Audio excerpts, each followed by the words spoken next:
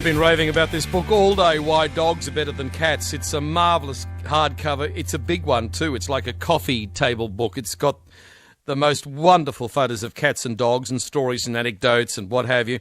The fella that's written it is Bradley Trevor Greive. What an extraordinary story he's got. The debut bestseller was The Blue Day Book. Bradley has become an international publishing sensation. His books have sold more than 19 million copies in 115 countries. 19 million. A former Australian paratrooper. He left the army to pursue creative misadventure.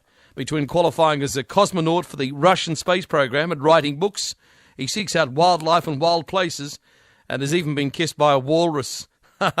He joins us on the program this afternoon. How are you, Bradley? Good, thanks, Peter. How are you? Very good. When did all this adventure start for you, the writing of books and what have you? Well, look, I think all authors are first and foremost readers. I've loved books all my life. I've also absolutely, as a small boy, absolutely loved animals. My initial childhood hero, both as an adventurer and as a bibliophile, was the great British humorist and naturalist Gerald Durrell. And I had his passion when I was a little boy. I've never really grown up in that regard. Okay, this is a magnificent publication. Thank you. You're one of the believers then. You're a dog lover. Oh, no. Well, look, it's like this. No, I've got two cats. No. They were forced on me. See, that's the only way you receive a cat. Oh, no. When my parents started annoying me, I started sending them cows. I've got 7 cows now, and then I sent them 2 alpacas to make sure the message is sunk in. But the cats, sending people cats, that's another level. No, my wife, a little fella, came home with a cat one day, and they're not that bad. And then you deep down, you love them deep down, don't you? I actually I do like cats. I think, and I know there are a lot of cat lovers in Australia, and I want to be careful what I say. Yeah. So listen carefully. Cats are inferior pets in every way. Are inferior?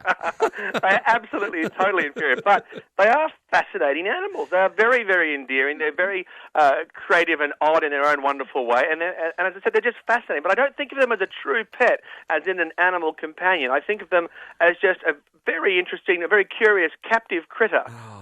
Much in the same way as I look at things like monkeys and sloth and things like that. I tell you, the photos that go with the stories are amazing. Thank you. Oh, who was the lady that did the photography? Rachael Hale. Yeah. And this book's been a dream come true, actually. I finished my Blue Day book series last year. It's actually 20 million. Thanks for docking me 1 million books there. But we finished the series last year, and I've been thinking about what to do about 12 months ago. And I'd read this extraordinary statistic that there were 200 million more cats in the world than dogs. And I said, someone's got to stand up and rectify this. and I was able to get every little piece that I wanted for this book, and that included working with the photographer of my choice, Rachael Hale, who was a best-selling author in her own right. Yeah. Her photographic books have sold more than 2.5 million copies themselves. Oh. So to be able to have her to come over from New Zealand and shoot this book has been, it's been shot to the script. That's why the photos match up so perfectly. Oh, it's a masterpiece. We shot to the script, which was wonderful. It's a masterpiece. Like how many pages? I don't know, but it's a big 200 book. Or so pages. Yeah, but it's a big format. But look, every photo is just so appropriate with every story. There's this black page with this cat that's very black with a black coat, and the story says, but not all cat lovers are pudgy, masochistic loners who lack the energy and self-respect to have a dog. Some are simply evil. And it says, it's not surprising that throughout history, a faithless congregation has always been drawn to the sins of cats. One has to assume that pretty much all the Cold War double agents were cat lovers. The same goes for Brutus, James Wills Booth, Lee Harvey Oswald. You go on. And I can hardly imagine Lassie running into the arms of Dracula. So it's just absolutely magical. And you say at the beginning, of course, dogs are social, cats are sociopaths. Oh, absolutely. Look, here's the thing that people have to acknowledge about cats. I mean, how to say this politely? I won't even try. The truth is that cats just don't have the mental faculty to connect with humans in the way that a dog can. And in 2002, there was an exhaustive study at Harvard University in the United States, one of the most respected psychology departments in the world, and they found out that dogs are better able to intuit communication. Forget about cats. Dogs are better than chimps, our closest living relatives.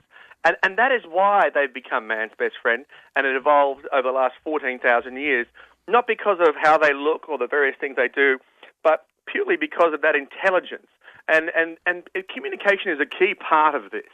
If a dog makes a mistake, all you have to do is raise your eyebrow. And the dog's, oh my God, what have I done? I'm really sorry. You feel bad, they feel bad. There's that moment. And the one thing they want is to make things right. A cat, on the other hand, if it's not destroying your furniture or sharpening its claws on your cashmere sweater, it's going around knocking things over, tearing things up, and then it turns to you and just says, love me. Love me. Love me. That, my friend, is classic form of the most dangerous type of narcissism. That is a sociopath. Narcissists. That's what they are? They are. Whiskered narcissists. Love me, look at me, love me. And I often equate, as a man highly regarded in the media, you've been to these fancy parties, you've seen these sort of Melbourne and Sydney socialites. Yes. That's what a cat is. Right. It requires nothing to survive other than being noticed and can actually live for decades on nothing but air kisses and the odd salmon canapé. That is a cat. That is a cat. Air kisses and the odd salmon canapé. Now, a dog is a real relationship. It requires real commitment and real effort. It's not like raising a child, but it's certainly a lot messier than making pancakes from scratch. And that's why people don't want them. And I've already received, there was a piece in the Australian last weekend, and the hate mail started coming in. Oh, it will. Don't you worry. Yeah, I'm waiting for this sort of cat fancier jihad. I've already had a cat war declared against me. But, people need to hear this. I am trying to stop the decline of civilization. People need to wake up and think and start reassessing all the friends in their life, but certainly take better care of their dogs. Yeah, I'm lost for words. So a certain type of person goes for a cat, eh? Oh, is there anything more indicative of what kind of person you are? Whether you've got a cat or a dog. I mean, nothing gives it away quicker. Yeah. And I'm serious. You think about what's required to have a cat, look after a cat. People like them because they're not really a pet. They're in the same class of pets as, say, I don't know, canaries and goldfish. Yes, sea monkeys and hand puppets. It's not a real pet, and people like that because here's the paradox. You see, as humanity expands into this direction of sprawl, this constipated clump of life and endeavours, as we get pushed closer and closer together, I believe we're becoming more and more emotionally dislocated. We're actually being pushed further and further apart. And we have all these technologies. In the last 30 years, just the last 30 years, the number of cats in Britain has doubled. Yeah. And you think about what's happened in the last 30 years, since the 1980s, all these things that have taken place to change the course of civilization. Yes, we've got mobile phone, all these technologies. But we're going backwards in many other respects. Decadent. Absolutely. Divorce rates are through the roof. So it's all cats' problems. Reality television, we're going backwards. You can pin it all on cats. Reality television, I'm just saying the data more divorces, eh? The data backs me up. That's all I'm saying.